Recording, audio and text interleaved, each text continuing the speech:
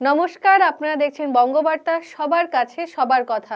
দক্ষিণ চব্বিশ পরগনার পাথর প্রতিমার ঢোলাহাটে বাজি কারখানায় বিস্ফোরণে 7 জনের মৃত্যু হয়েছে। তার মধ্যে 2 জন দুধের শিশু।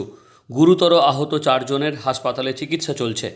গতকাল রাতে হঠাৎই প্রচণ্ড শব্দে কেঁপে ওঠে ঢোলাহাটের বাজি ব্যবসায়ী চন্দ্রকান্ত বণিকের বাড়ি। বিস্ফোরণের তীব্রতায় উড়ে যায় বাড়ির ছাদ। পাশের বাড়ির জানলার কাঁচ ও অন্যান্য ক্ষতি হয়েছে। বিস্ফোরণ থেকে সিলিন্ডার ফেটে আগুনও লেগে যায়। স্থানীয় মানুষের ক্ষোভ, পুলিশ প্রশাসনের সাহায্য নিয়েই চলত বাজির কারবার। চন্দ্রকান্ত তার বাজি কারখানার লাইসেন্স রয়েছে বলেও দাবি করত। ফরেনসিক দল বিস্ফোরণের কারণ অনুসন্ধান চালাচ্ছে। Bureau report, Bangabarta.